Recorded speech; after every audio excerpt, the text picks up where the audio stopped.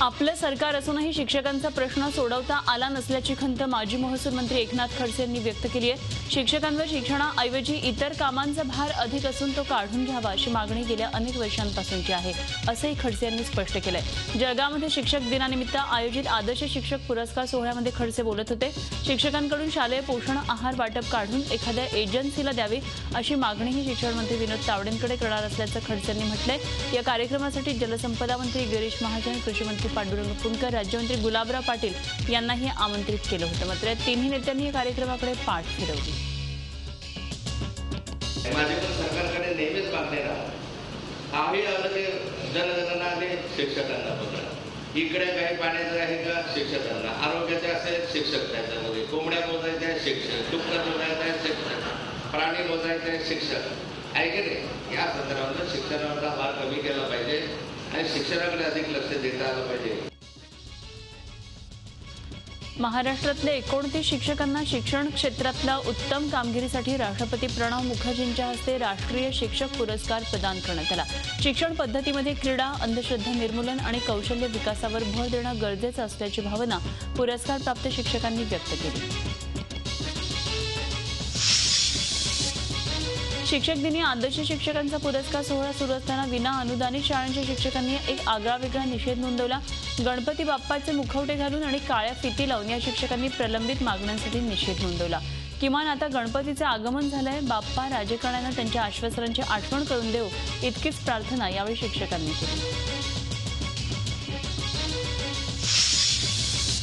महाडच्या सावित्री नदीवरील पूल कोसळल्याची घटना ताजी असताना औरंगाबादच्या सिल्लोड जवळ 40 वर्ष जुना पूल कोसळला। सिल्लोड भराडी रोडवर असणारा पूल कोसळून 4 जण जखमी झालेत। पूल कोसळला त्यावेळी त्यावरून 2 मोटरसायकल जात होत्या। हा पूल पूर्णपणे जीर्ण झाला होता। सावित्री पूल दुर्घटनेनंतर तरी जीर्ण पुलाबाबत प्रशासनानं खबरदारी घेणं अपेक्षित होतं, मात्र सिल्लोड भराडी रोडवरील पुलाच्या दुरवस्थेकडे कुणीही दखल घेतली नसल्यानं ही दुर्घटना घडल्याचा याच्यावरून आमचा सर्व कमीत कमी 7-8 गाड्या त्याच्यावरून अर्ध्या तास अगोदर गेल्या आणि त्यानंतर अर्ध्या तासाने अशी एक घटना घडली। या दुर्दैवी घटनेची चौकशी करून संबंधित चीफ इंजिनियरला निलंबित करण्यात यावं अशी मागणी मुख्यमंत्री आणि आपल्या या राज्याचे बांधकाम मंत्री यांच्याकडे मी विशेष करणार आहे। नागपूरच्या अधिवेशनामध्ये याचा सर्व हिशोब एक हिशोब या लोकांना द्यावा लागेल। चंद्रपूरच्या नागभीड तालुक्यामध्ये एका वाघिणीचा मृतदेह आढळला। तळोधीकडून गायमुखकडे जाणाऱ्या मार्गावर वनविकास महामंडळाचे जंगल आहे आणि या जंगलामधल्या 73 नंबरच्या कंपार्टमेंटमध्ये ही वाघीण मृत अवस्थेमध्ये आढळली आहे। वनविभाग कर्मचारी गस्त घालत असताना ही वाघीण मृत असल्याचं आढळलं। शवविच्छेदनानंतर वाघिणीचा मृत्यू हा 2 दिवसांपूर्वी झाला असून तिचे सर्व अवयव व्यवस्थित आहेत। धक्कादायक म्हणजे वाघिणीच्या शरीरावर कोणत्याही प्रकारच्या जखमाही नाही आहेत, त्यामुळे वाघिणीचा मृत्यू झुंजीत किंवा शिकारीमुळे झाला नसल्याचं सांगितलं जातं। पुण्यामध्ये प्रतिष्ठित श्रीमंत दगडूशेठ हलवाई गणपतीसमोर अथर्व शीर्ष पठणाचा कार्यक्रम पार पडला। सुमारे 25,000 महिला पारंपरिक वेशामध्ये या कार्यक्रमासाठी उपस्थित होत्या। दरवर्षी ऋषीपंचमीच्या दिवशी हे सामुदायिक अथर्व शीर्ष पठण केलं जातं। अथर्व शीर्षाच्या आवर्तनानं वातावरण पवित्र झालं। गणपतीच्या नामस्मरणानं श्रद्धेचा भक्तिमळा पूर्णारा हा कार्यक्रम होता। या कार्यक्रमाला सामान्य पुणेकर महिलांसह पोलीस आयुक्त रश्मी शुक्ला, गिरीशा बापट आणि शिवसेना नेत्या नीलम गोऱ्हे या देखील उपस्थित होत्या।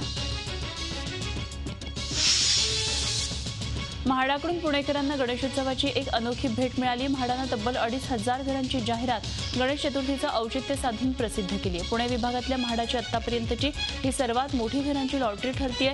विविध उत्पन्न गटातल्यांसाठी ही घरं उपलब्ध करून देण्यात आलेली आहेत। याखेरीज सोलापूर तसंच साताऱ्यामधल्या फलटणमध्येही म्हाडानं 67 भूखंड यावेळी विक्रीला काढलेले आहेत। 25 ऑक्टोबरला पुण्यामधल्या बालगंधर्व रंगमंदिरामध्ये लॉटरीची सोडत निघणार आहे। याकरता ऑनलाईन अर्जही भरता येणार आहेत। पुण्यामधल्या दगडूशेठ हलवाई गणपतीला आकर्षक रोषणाई करण्यात आली आहे। दगडूशेठ हलवाई मंडळातर्फे यावर्षी महाबलीपुरम इथल्या शिवमंदिराची प्रतिकृती साकारण्यात आली आहे। त्यावरची आकर्षक रोषणाई सर्वांचंच लक्ष वेधून घेतेय। गणपती बाप्पाचं दर्शन घेण्याबरोबरच ही रोषणाई बघण्याकरता गणेश भक्तांची मोठी गर्दी होती। दीड दिवसाच्या पाहुणचारानंतर घरगुती गणपतींचं आज विसर्जन करण्यात येणार आहे. मोठ्या उत्साहानं आणि वाजत गाजत सोमवारी घरोघरी श्री गणरायाचं आगमन झालं. भक्तांनी मोठ्या भक्तिभावानं लाडक्या बाप्पाची आराधना केली. आता दीड दिवसाचा हा पाहुणचार घेऊन बाप्पा पुन्हा आपल्या गावी आज जाणार आहेत. पुढल्या वर्षी लवकर याच्या गजरामध्ये घरगुती गणपतीचं विसर्जन आज संध्याकाळनंतर करण्यात येईल. या विसर्जन सोहळ्यासाठी मुंबईमध्ये सर्व चौपाट्यांवर कडेकोट सुरक्षा व्यवस्था ठेवण्यात आली आहे. चौपाट्यांबरोबरच मुंबईमध्ये विविध ठिकाणी कृत्रिम तलावांचीही सोय करण्यात आली आहे. पर्यावरण संवर्धनाच्या दृष्टीनं कृत्रिम तलावामध्ये विसर्जन करण्याचं आवाहन प्रशासनाकडून करण्यात आलं आहे. भाद्रपद गणेश चतुर्थीच्या मुहूर्तावर विघ्नहर्त्याचं घरोघरी आगमन झालंय. या निमित्तानं मुंबईमधल्या सिद्धिविनायक मंदिरात बाप्पाच्या दर्शनासाठी भाविकांनी रांगा लावल्यात. गणेशोत्सवाचं औचित्य साधून युरोपियन देशातून खास फुलं आयात करण्यात आलेली आहेत आणि त्या फुलांनी संपूर्ण मंदिर परिसरात आकर्षकरित्या सजवण्यात आलं. यासाठी अनेक कारागीर अहोरात्र झटत होते. सजावटीसाठी फुलांसोबतच ड्रायफ्रुट्सचा देखील वापर करण्यात आला. मुंबईचा राजा अशी लालबागमधल्या गणेश गल्लीतल्या गणपतीची ओळख पहिल्या दिवसापासूनच या राज्याच्या दर्शनाला भाविकांनी मोठी गर्दी केलेली आहे. यंदा बद्रीनाथ मंदिराचा देखावा इथं उभारण्यात आलाय. तर मुंबईतल्या सर्वात श्रीमंत समजला जाणारा म्हणजेच जीएसबी सेवा मंडळाचा गणपती सोन्यानं नटलेल्या जीएसबी गणपतीच्या दर्शनासाठी भाविकांनी मोठी गर्दी केली आहे. जीएसबीच्या गणपतीचा तब्बल 300 कोटी रुपयांचा विमा काढण्यात आला आहे.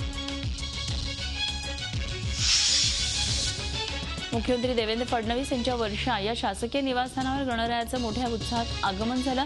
मुख्यमंत्र्यांनी गणेशोत्सवानिमित्तानं राज्यातल्या जनतेला शुभेच्छा दिल्या.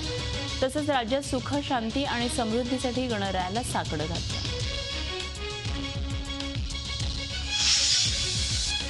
शिक्षण मंत्री विनोद तावडे यांच्या शासकीय निवासस्थानी गणरायाचं मोठ्या उत्साहात आगमन झालं.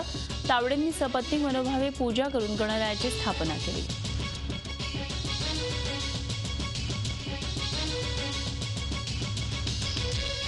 ग्रामविकास मंत्री पंकजा मुंडे यांच्या मलबार हिलमधल्या शासकीय निवासस्थानी गणपती बसवण्यात आला. त्यांच्या कुटुंबातल्या सदस्यांनी गणरायाच्या प्राणप्रतिष्ठेला मोठ्या उत्साहानं हजेरी लावली.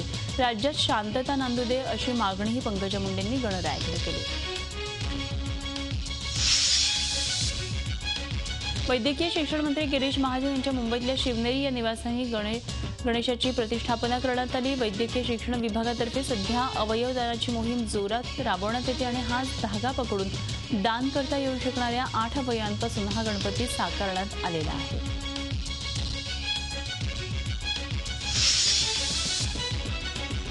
चंद्रपूरमध्ये अर्थमंत्री सुधीर मुनगंटीवार यांच्या घरी 25 पिढ्यांपासून मातीच्या मूर्तीला शेंदूर लावून तिची आराधना केली जाते. आपल्या हातानं रंगवलेल्या या मूर्तीला मग 21 पत्र्यांची माळ वाहिली जाते.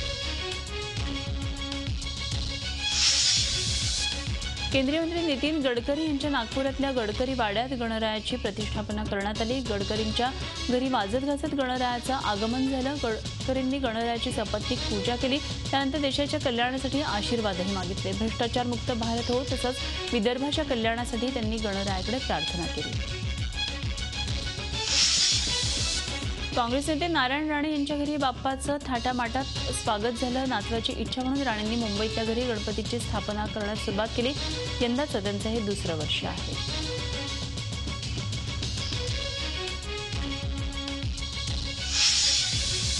अभिनेते नाना पाटेकर यांच्या घरी गणरायाचं आगमन झालं. नाना पाटेकर यांच्या मोठ्या बंधूंचं निधन झाल्यामुळे यावर्षी पाटेकर कुटुंबीय साधेपणानं गणेशोत्सव साजरा करत आहे. यावेळी नानांनी अॅट्रॉसिटी कायद्याची गरज का पडते असा सवाल उपस्थित केला. तसंच सणासुदीला काहीतरी अघटित घडेल की काय सतत भीती वाटत असल्याची सल नानांनी बोलून दाखवली. नाम फाउंडेशन काम आणखी पुढे नेणार असल्याचा निर्धारही नानांनी यावेळी व्यक्त केला. प्लास्टर ऑफ पॅरिसच्या गणेश मूर्तीमुळे होणारं पाण्याचं प्रदूषण लक्षात घेऊन गणेश विसर्जनासाठी मुंबईमध्ये कृत्रिम तलावांची निर्मिती करण्यात आली. या तलावांमध्ये मूर्तीचं विसर्जन केल्यास पर्यावरणाचा समतोल राखला जाईल. त्यामुळे भक्तांनी बाप्पाचं विसर्जन कृत्रिम तलावांमध्ये करावं असं आवाहन करण्यात आलं. मनमाड लोकमान्य टिळक टर्मिनस गोदावरी एक्सप्रेसमध्ये गणरायाची स्थापना करण्यात आली. गेल्या 20 वर्षांपासून गणेश चतुर्थी निमित्तानं या ट्रेनमध्ये गणपतीची स्थापना केली जाते. यावर्षी देखील गणरायाची वाजत गाजत उत्साहामध्ये स्थापना करण्यात आली. दररोजचा प्रवास हा सुखाचा होऊ दे अशी प्रार्थना गणरायाकडे प्रवाशांनी केली. मनमाड मुंबई दरम्यान दररोज शेकडो नोकरदार प्रवास करतात. गणेशोत्सव काळामध्ये त्यांनाही आनंद साजरा करता यावा यासाठी या ट्रेनमध्ये गणरायाची स्थापना करण्यात येते. या निमित्तानं ट्रेनमध्ये आकर्षक सजावटही करण्यात आली. औरंगाबादमध्ये मोठ्या धूमधडाक्यात सार्वजनिक गणेश मंडळांच्या बाप्पांचं आगमन झालंय. घरगुती गणेशाबरोबरच औरंगाबादचं ग्रामदैवत असलेल्या संस्थान गणपतीच्या आरतीनं सार्वजनिक गणेश उत्सवाला सुरुवात झाली. विधान परिषदेचे अध्यक्ष हरिभाऊ बागडे, खासदार चंद्रकांत खैरे यांच्यासह स्थानिक आमदार, अधिकारी यांच्या हस्ते संस्थान गणपतीची आरती करण्यात आली. रत्नागिरीच्या कर्ला आणि आंबेशेत या गावामध्ये गणपतीचं आगमन आगळ्या वेगळ्या प्रकारे होतं. या गावातल्या गणपतींच्या आगमनाची मिरवणूक एकत्रित काढली जाते. गेली 30 वर्ष ही परंपरा सुरू आहे. साधारणपणे 200 गणपती एकत्र येतात आणि शिस्तीमध्ये ढोल ताशांच्या गजरात ही मिरवणूक निघते. पारंपरिक वाद्य वापरून घरगुती गणपतींची एवढी मोठी अशी ही रत्नागिरीतली एकमेव मिरवणूक आहे. अतिशय शिस्तबद्ध पद्धतीनं ही मिरवणूक दरवर्षी काढली जाते. विदर्भातल्या अष्टविनायकांपैकी एक म्हणून भंडाऱ्याच्या भृशुंड गणपती मंदिरामध्ये गणेशोत्सवानिमित्त गर्दी झाली. गणपतीच्या दर्शनासाठी सकाळपासून भाविकांनी रांगा लावल्या. गणेश चतुर्थीनिमित्तानं मूर्तीची विधिवत पूजा अर्चना करण्यात आली. गणपतीच्या मूर्तीला पंचामृतानं अभिषेक करण्यात आला आणि त्यानंतर आरती करण्यात आली.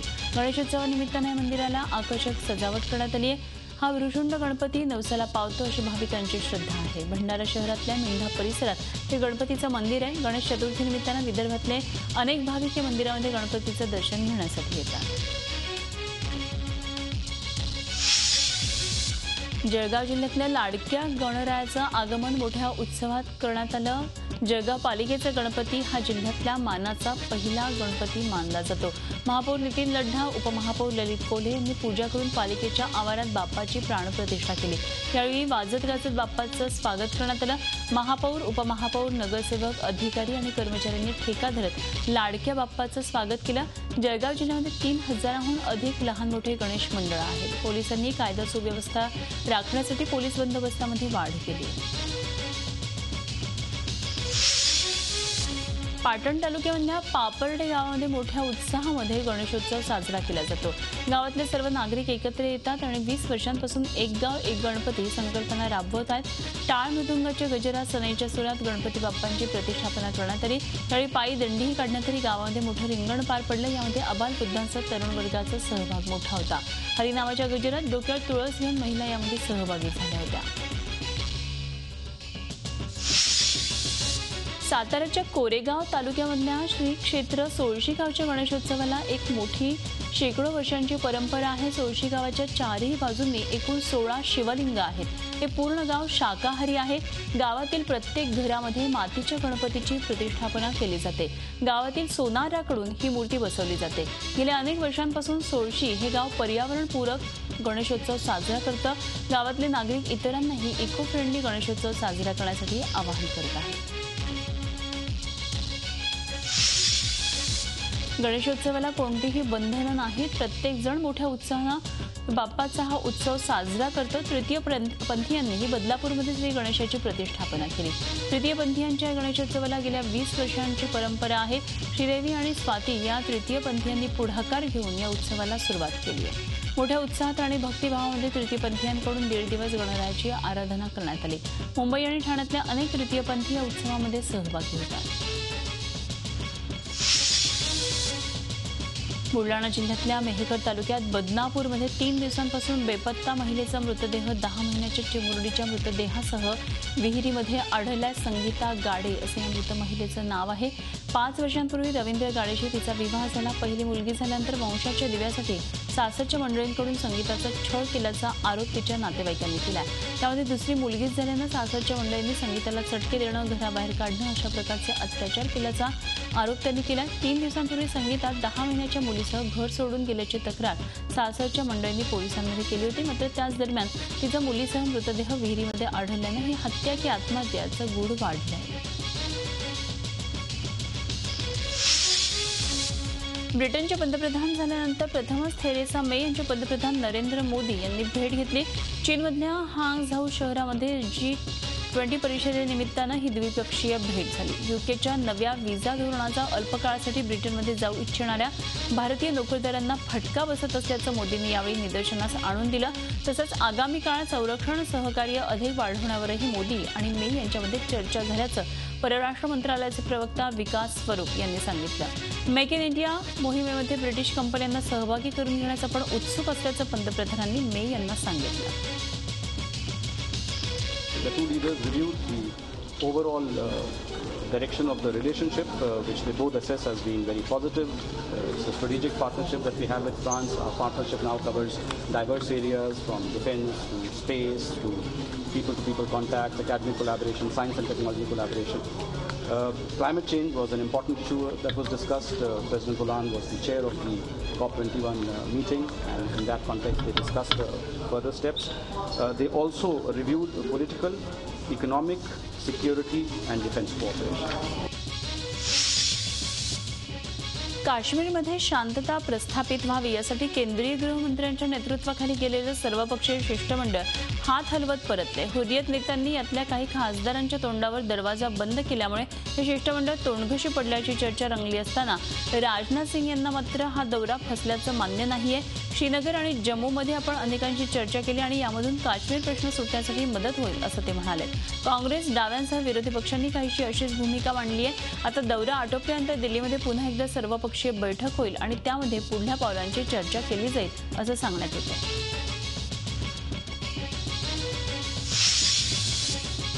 योगगुरू बाबा रामदेव देशातल्या अतिप्राचीन आयुर्वेद संस्कृतीचे ब्रँड अँबॅसेडर असून त्यांच्या माध्यमाने देशाच्या बाहेर जाणारी 70,000 कोटी रुपयांची रॉयल्टी देशातच राहणार असल्याचं केंद्रीय दळणवळण मंत्री नितीन गडकरींनी म्हटलंय. या माध्यमातून बाहेरच्या देशातलं चलन देखील आपल्या देशात येण्यास मदत होणार असल्याचं गडकरींनी सांगितलंय. येत्या 10 तारखेला नागपूरच्या मिहान प्रकल्पात रामदेव बाबा यांच्या पतंजली समूहातर्फे फूड पार्कचं भूमिपूजन होणार असून त्या पार्श्वभूमीवर गडकरी बोलत होते. गोव्यात रंगलेल्या भाजप अंतर्गत राज्यकरणाच्या पार्श्वभूमीवर संरक्षण मंत्री मनोहर पर्रीकर गोव्यामध्ये आलेले जुना पर्रा या गावातल्या आपल्या घरी त्यांनी गणरायाची प्राणप्रतिष्ठा केली. यावेळी सर्वांना हा सण आनंदाचा जावो अशा शुभेच्छा. त्यांनी कोणाचं नाव घेतलं नसलं तरी निवडणुकीमध्ये भाजपला धोबी पछाड देण्याचा चंग बांधलेल्या सुभाष वेलिंगकरांवर त्यांचा रोख असणार हे उघड आहे. दिल्लीत महाराष्ट्र सदनामध्ये गणपतीची प्रतिष्ठापना करण्यात आली. महाराष्ट्र सदनातले कर्मचारी आणि अधिकाऱ्यांनी एकत्र येऊन गणरायाची प्रतिष्ठापना केली. महाराष्ट्र सदनाच्या निवासी आयुक्त आभास शुक्ला आणि राज्य शिष्टाचार आयुक्त लोकेश चंद्र यांनी गणपतीची आरती केली. महाराष्ट्र सदनाच्या सुरक्षेचं काम करणाऱ्या महाराष्ट्र सुरक्षा दलाच्या जवानांनी मिरवणुकीमध्ये मोठ्या प्रमाणावर सहभाग घेतला. 10 दिवस चालणाऱ्या इथल्या महोत्सवामध्ये महाराष्ट्राच्या लोकसंस्कृतीची झलक दिसणार आहे. झी 24 तास रहा एक पाऊल पुढे.